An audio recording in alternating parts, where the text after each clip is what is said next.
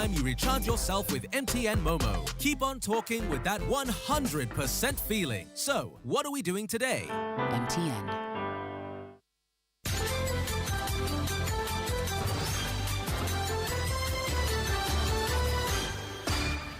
Hello, good afternoon and welcome to the Midday News.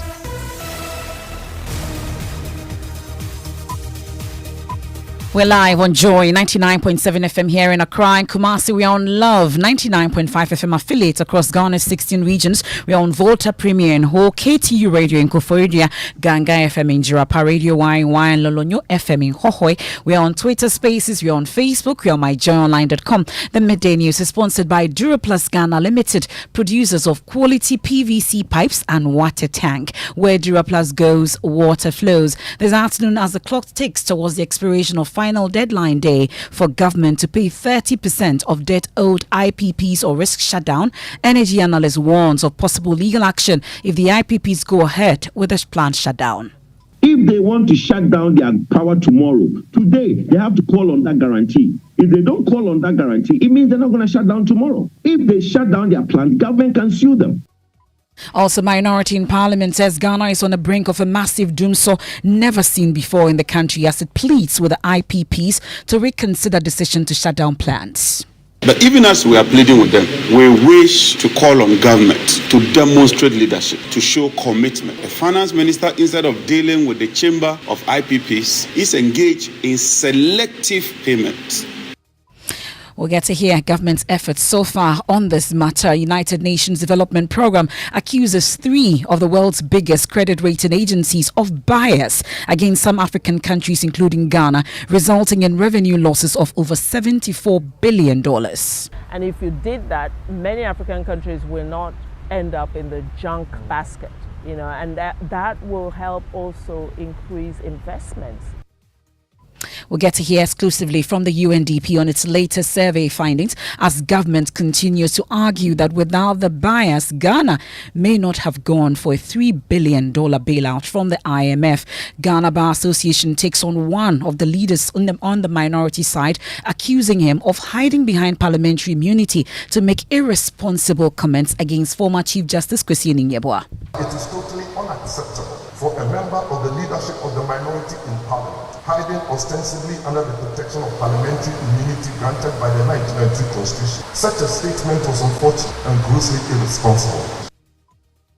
We have details as the association joins the judiciary to mark 41 years since the 3 High Court judges were brutally murdered. We have sports. It is make or break season for Ghana's Black Meteors, with the long dream of an Olympic return leaning on a must-win game versus Guinea. And much later, 154 billion vehicles outfitted with ballistic armor in operation for banks in response to a Bank of Ghana instruction to beef up protection for police officers. So most of them have clearances from the Ministry of Interior, and their ballistic material has also been tested by the police.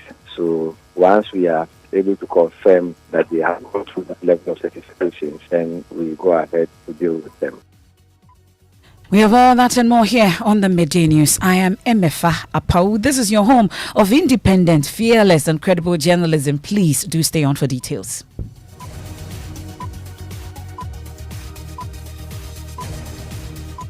Many thanks for your company. We're digging now, and in 12 hours, the independent power producers may shut down their plants if government fails to reach an agreement with the independent power producers. The Chamber of Independent Power Producers has, in a memo, directed its members to shut down their plants from July 1 to July 8 if government fails to pay 30% of the $1.73 billion owed them. But speaking on the AM show on the Joy News channel, energy analyst Kwejo Poku says the plant shutdown will be a violation of the contract agreement between government and the IPPs, which could pose serious legal implications for them. Look, let's put this thing in perspective. It is the chamber that is threatening, not the individual IPPs. The chamber, yes, the IPPs belong to the chamber. But I don't think all the IPPs are going to shut down their plants because of the legal implication of the PPA that they hold. There is what is called a power purchase agreement. For you to basically shut down your supply and not supply anything to government, there is a process that you need to follow. One, there's a guarantee that you have. If you feel that you are indebted, you can call on that guarantee. When you call on that guarantee, within 30 days, government has to replenish the guarantee. If government doesn't replenish the guarantee, the PPA is terminated. Does the IPPs want to terminate the IPPA? I don't think so. Some IPPs are in agreement with the solution that was preferred. Today, there's going to be a meeting. I honestly don't think that tomorrow or Monday, we are going to have a total shutdown of our grid. It's not going to happen because there are laws and processes. If they want to shut down their power tomorrow, today, they have to call on that guarantee. If they don't call on that guarantee, it means they're not going to shut down tomorrow. If they shut down their plant, government can sue them because they have an agreement and obligation to Ghana. But Research, Policy and Programs Officer of the Institute of Energy Security, Adams Yakubu, says although government can take steps to prevent the IPPs from shutting down, illegal action will not be in the interest of the government.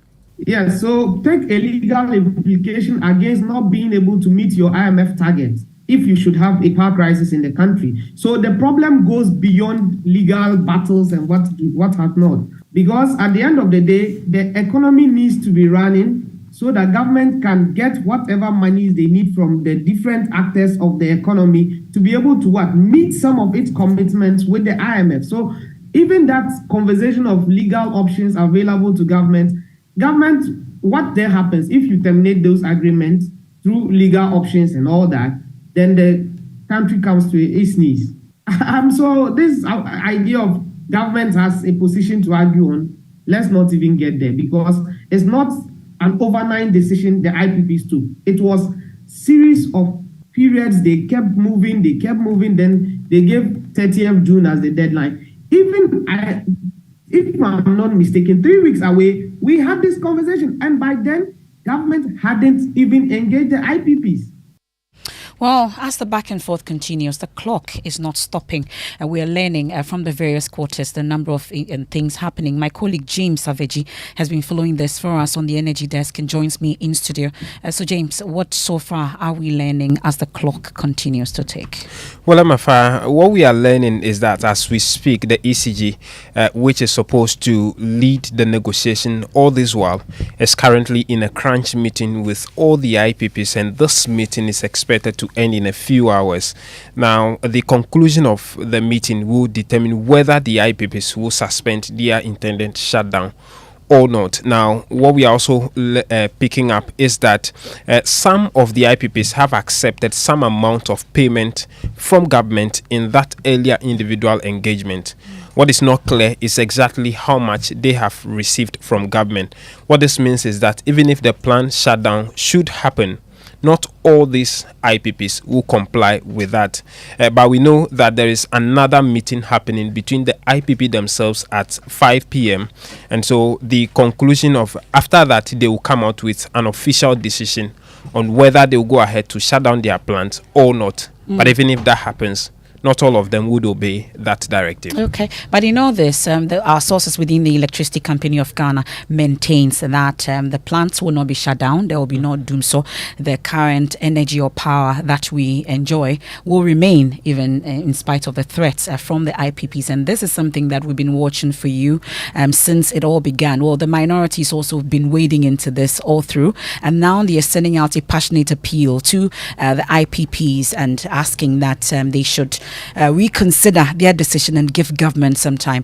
Minority spokesperson on energy, John Jinapo, has been speaking to journalists. These IPPs constitute about 70%, to be specific, 67% of thermal power produced in Ghana.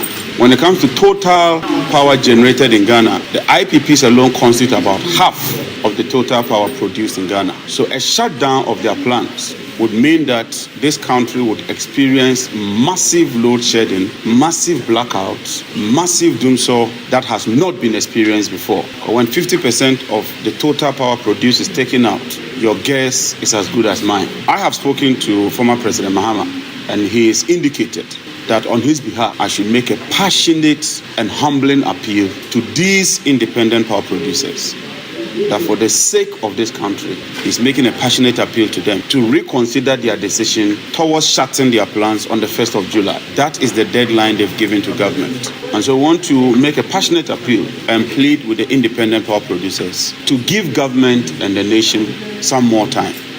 Well, they also accuse the Finance Minister Ken Ofori-Atta of engaging in selective payment of some IPPs, a situation he says will worsen the current challenge. But even as we are pleading with them, we wish to call on government to demonstrate leadership, to show commitment. And I think that the approach being adopted by the Finance Minister will not resolve the issue.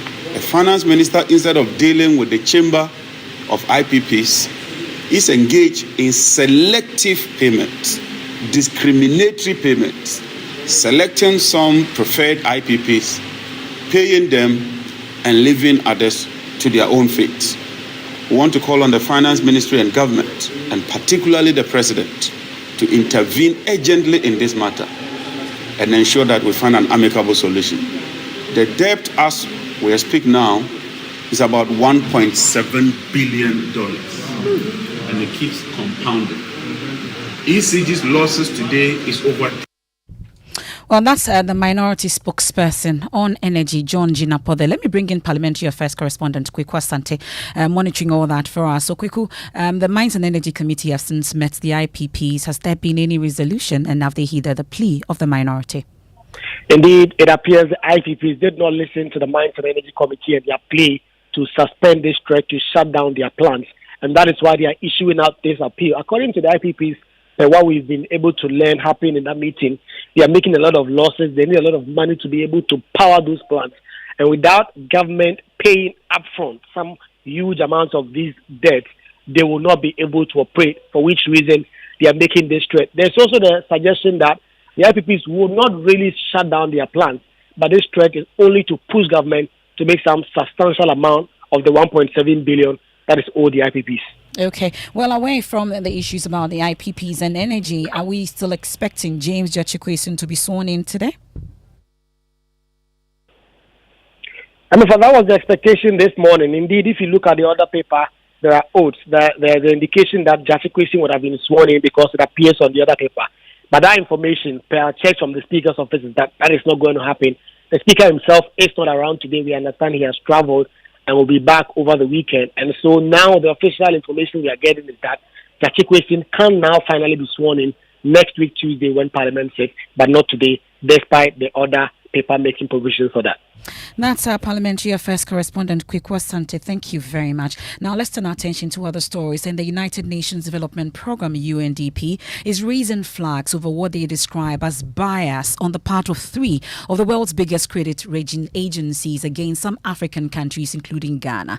In its latest report on the lowering the cost of borrowing in Africa, the UNDP says the continued downgrade of Ghana's economy is based on less subjective assessments and is costing the state and other African countries some $74 billion. Now, with this amount of money saved, it is more likely that Ghana may not have signed up for a $3 billion bailout from the IMF. Foreign Affairs correspondent Blessed Suga has an exclusive interview with Ahuna Eziakonwa, the regional director of the United Nations Development Programme, UNDP, shed some more light on the report. Blessed joins me in studio. So, Blessed, first, which rating agencies have been cited and why is the UNDP accusing them of bias? Well, so Emefa, the agencies cited include Moody's. We also have Fitch Ratings, as well as the Standards & Poor's Global Ratings Agency, which are all being criticized for operating more or less an oligopoly, where you have a few companies exerting significant control over the capital or financial market.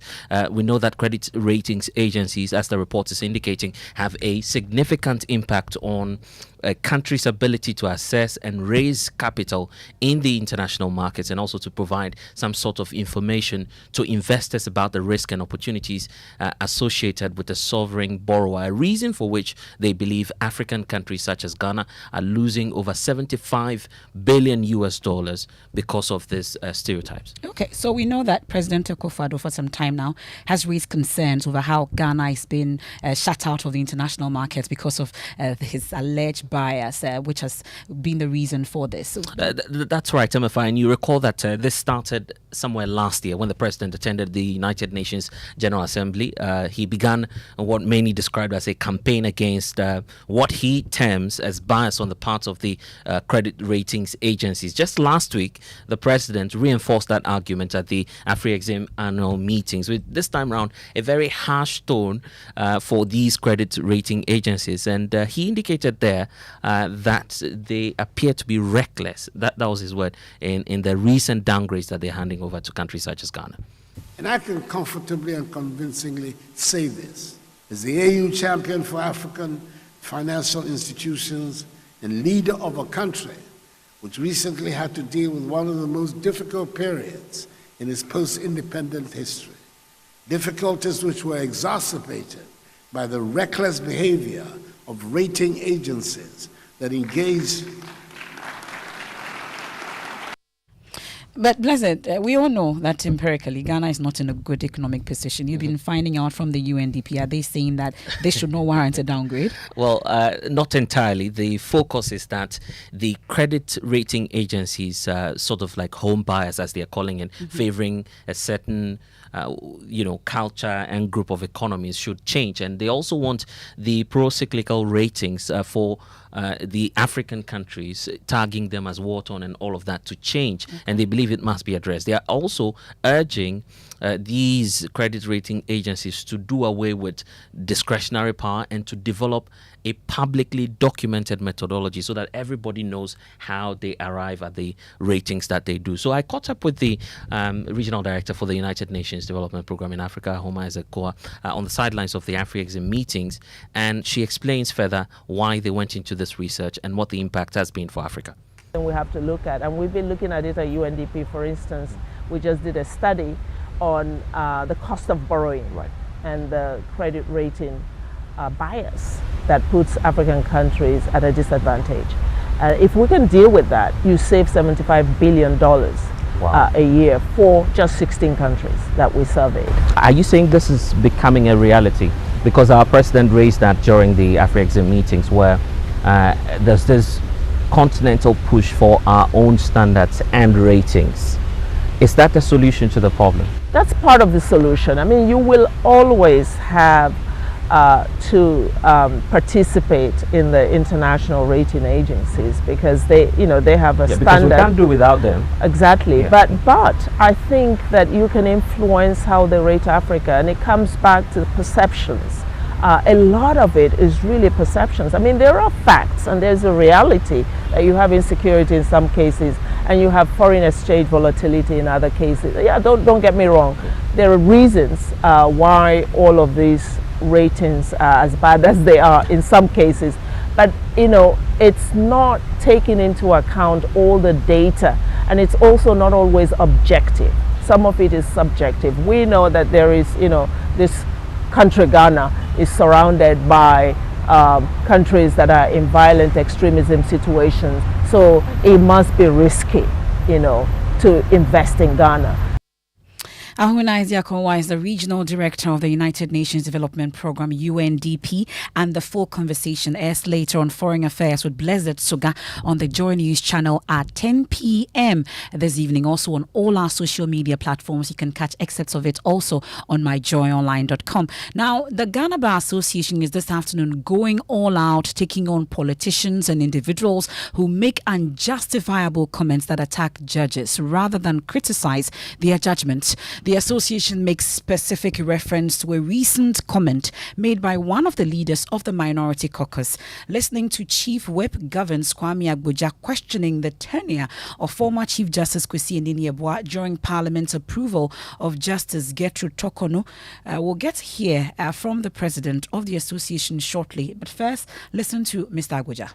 But I want to conclude and urge colleagues to support the approval of Justice Tokonu, simply because I think she's got what it takes to be a Supreme Court judge. And I am hopeful, Mr. Speaker, that she will be a better Chief Justice than the person she's taking over from. Why do I say this, Mr. Speaker?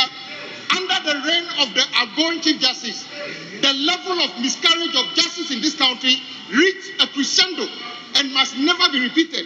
And the former Chief Justice must know when he goes home, this miscarriage of justice rests on his chest. Well, the Ghana Bar Association President Yao Echampong Boafo says it is irresponsible for one to hide behind parliamentary immunity to make such comments. He's been speaking at a ceremony to mark 41 years since 3 High Court judges were brutally murdered. Hiding behind political interest to only ridicule and politicize judgments, but not from the angle of legal, scholarly, and constitutional appraisal of their decisions, unfairly and inappropriately lowers the dignity of our courts and hurt the rule of law. That is why it is totally unacceptable for a member of the leadership of the minority in parliament, hiding ostensibly under the protection of parliamentary immunity granted by the 1993 Constitution, in supporting a motion solely to unanimously approve the nomination of the current Chief Justice, to launch an unwarranted attack on the person of the immediate Chief Justice, describing such a colossus of a jurist in derogatory terms. To wit, under the reign of the outgoing Chief Justice, the level of miscarriage in this country reached a crescendo and must never be repeated. Well, Legal Affairs correspondent Joseph Akable has just returned from this year's Martyrs Day event and joins me in studio. So, Joseph, how does the association expect to draw a fine line between criticism and personal attacks? So the president makes the point that the judgments that are rendered by judges are judgments of the courts. And so if you have concerns, it should be grounded in law or on some scholarly persuasion that you are putting across, and not simply because you have a political disagreement because the judgment goes against the party or the side that you support in a dispute. He, however, makes the point that judges are not above criticism and must also live above reproach.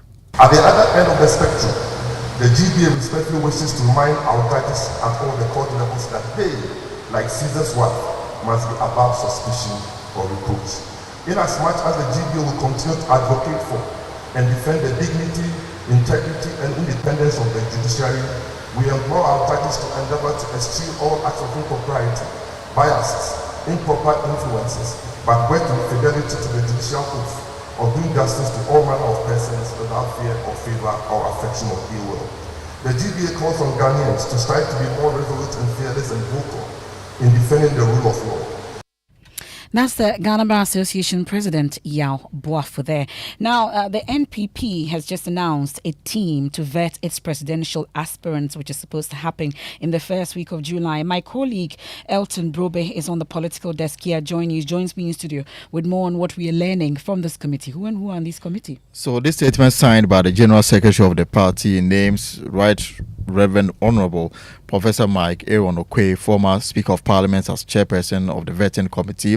The other members are the Minister for Roads and Highways, Kwesi Amoakwata, Mr. Stephen Abankwa Secretary, Honorable Osei to Amwa, Minister of State at the Local Government Ministry, Lord Oblite Kome, the Director of Operations at the Jubilee House, Lawyer Frank Davis, Madam Rita Asobari, Honorable Hackman Owusu-Ajimam, and Madam Adelaide Ahwen.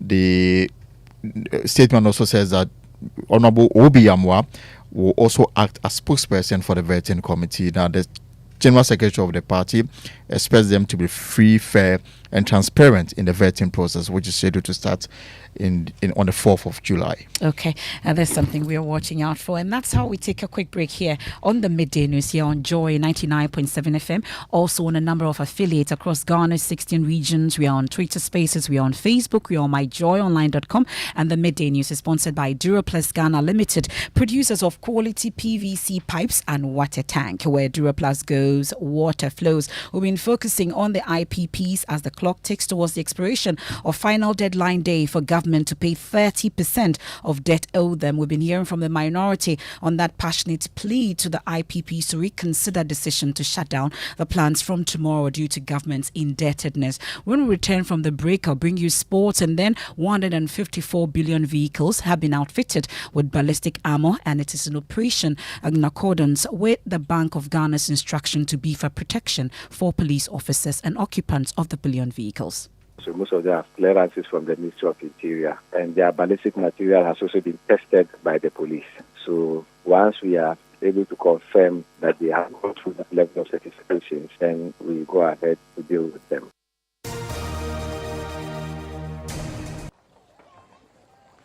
Imagine say water wake up at dawn, bath, chop, where it vanish for your area for 2 weeks. You not get one drop safe inside your tank.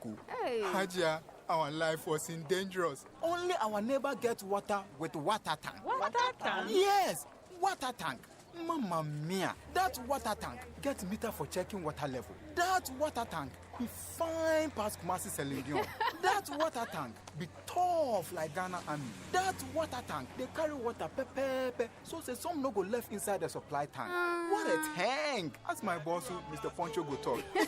Beautiful, durable, with water level indicator and accurate volume of water. Water tank. What a tank! By Duraplast. Have you noticed that Ghana has suffered lack of attendance at stadia across the country in recent years? Well, the Multimedia Group wants to be part of the solution, which is why we're calling on you, our dear listener, to help us. Our sister station, Inshira FM in Kumasi, has been on a nationwide campaign to identify factors influencing poor patronage of Ghana Premier League matches. This campaign has been widely discussed on traditional and social media since the beginning of the year. And after widespread stakeholder engagement, we have a list of questions in a survey that will help us come out with a communique based on science and data, and we need you to assist by completing this survey. The link to the survey is bit.ly/PhilGPL questionnaire. Once again, bit.ly/PhilGPL questionnaire. Please help Inshira FM and the Multimedia Group complete the survey in order to have a scientific response to this national problem.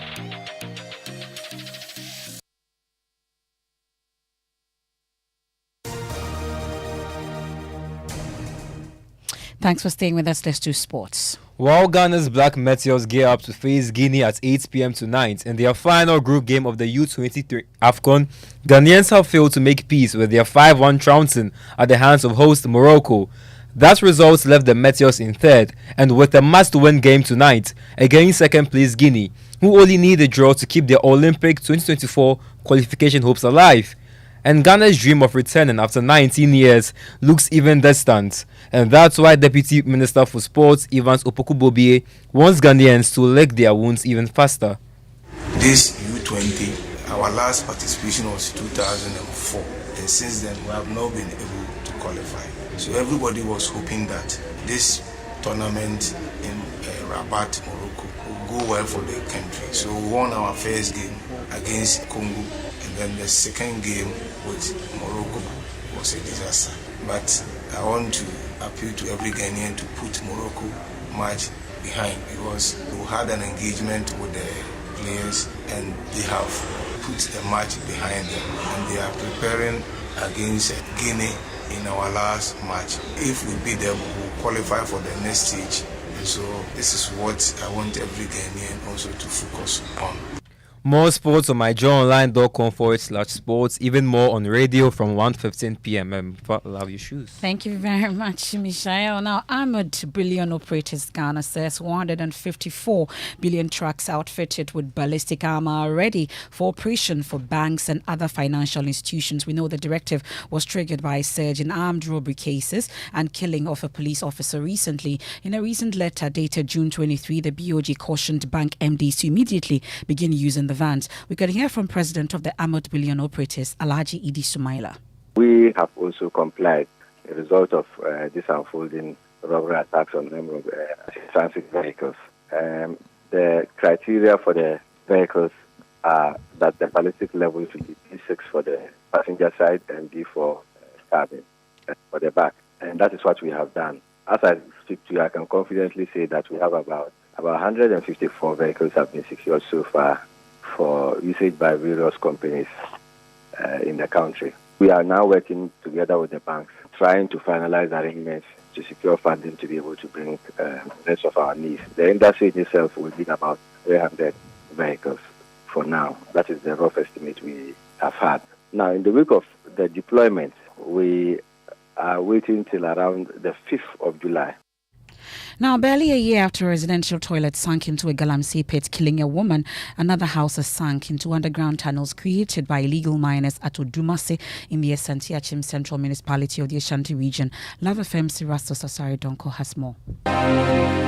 It's been close to a year since 26-year-old Gifty Manka's toilet sank with her into an illegal mining pit dug beneath her house at Odumase.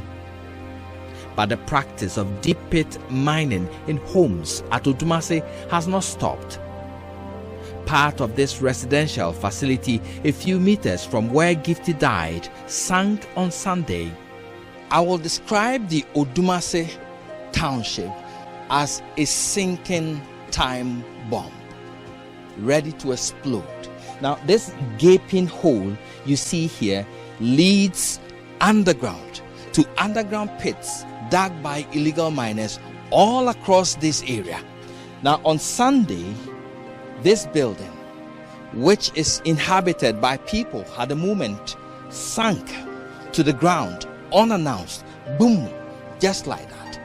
And it's as a result of illegal mining underground, which is happening in the next house over there.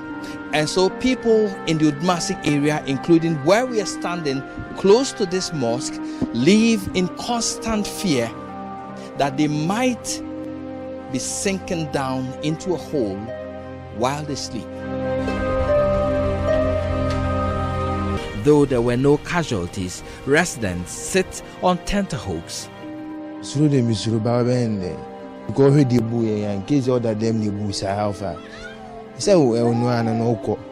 I am very scared, but I have no other choice. There are holes all around this area. They've dug almost everywhere because of Galamsey.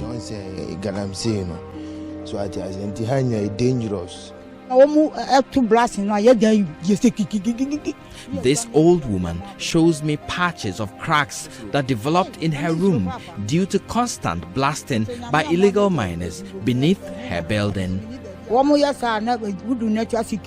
She says, the building shakes when they blast the rocks with explosives, so I asked them to patch the building with cement. I am very scared because if the building shakes and collapses, I would have nowhere to go.